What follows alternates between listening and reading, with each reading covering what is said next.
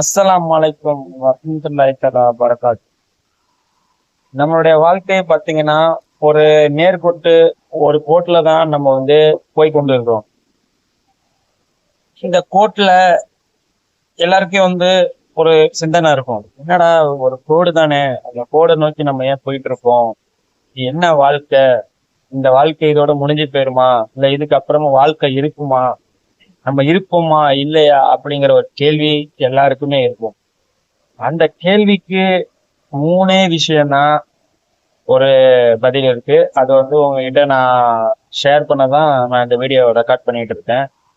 இந்த வாழ்க்கையில இந்த மூணு விஷயம் நீங்க செய்யறேன்னு சொன்னா, மரணத்துக்கு பிறகும் நீங்க இந்த உலகத்துல இந்த மூன்று விஷயத்துக்காக வாழ்ந்து கொண்டிருக்கீங்க.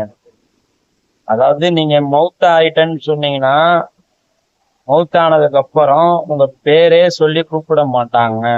அதாவது மௌத் ஆனதுக்கு அப்புறம் அந்த மையத்தை எடுங்க, அதுக்கு என்ன டைமு, எப்போ எடுப்பீங்க அப்படிங்கிற மாதிரிதான் கேட்பாங்க. அது எல்லாருக்கும் தெரிஞ்ச விஷயம்தான்.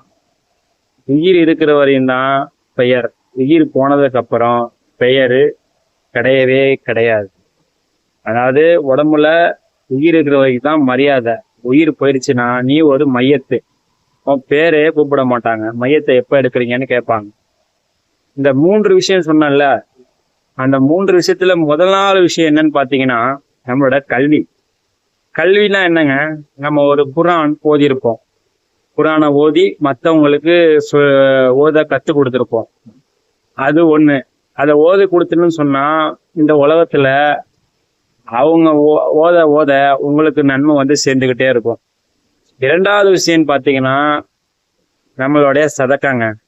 சதக்கானா என்ன? நம்ம சம்பாதிக்கிற காசுல ஒரு 10%, 2%, 3% எதையாவது சதக்கா இந்த உலகத்துல நம்ம செஞ்சுக்கிட்டே இருக்கணும்.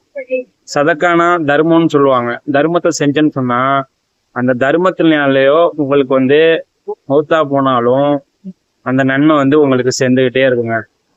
மூன்றாவது விஷயம்னு பாத்தீங்கன்னா, மனைவியும் ஹஸ்பண்டும் சேர்ந்து வாழ்ந்து ஒரு குழந்தைய பெற்றெடுப்பாங்க. அந்த குழந்தை நல்ல முறையில வளர்த்து அந்த குழந்தை ஒரு ஹதீஸோ ஒரு பயானையோ இந்த உலகத்தை விஷயத்தை பத்தி பேசி நல்ல அமல் செஞ்ச சாலிகான முறையில வளர்த்து ஆளாக்கணும்னு சொன்னா அந்த புள்ள செய்யற அமல் எல்லாமே உங்களுக்கு சேரும். இந்த மூன்று விஷயம்தான் இந்த உலகத்துல நமக்கு கற்றுக் கொடுக்கும். அதாவது இந்த உலகத்தை விட்டு நம்ம போனால் இந்த மூன்று விஷயம் சரியான முறையில நம்ம அறுவடை செய்யணும். அறுவடை செய்யறதுன்னா என்னங்க? அரிசி போடுறோம்ல, அரிசி போட்டு விதை போட்டு அது அரிசி எடுத்து சாப்பிட்றோம். அந்த மாதிரி நம்மளுடைய வாழ்க்கையிலையும் இந்த மூன்று விஷயத்த அறுவடை செஞ்சோன்னு சொன்னா நம்ம மரணிச்சதுக்கு அப்புறமும் இந்த உலகத்துல வாழலாம். இன்ஷா அல்லாஹ். இதே போல ஒரு இன்னொரு வீடியோல சந்திப்போம். நம்மளோட வீடியோ பிடிச்சிருந்தா லைக் பண்ணுங்க, சப்ஸ்கிரைப் பண்ணுங்க, சப்போர்ட் பண்ணுங்க. அஸ்ஸலாமு அலைக்கும் வரஹ்மத்துல்லாஹி தஆலா பரகாத்துஹு.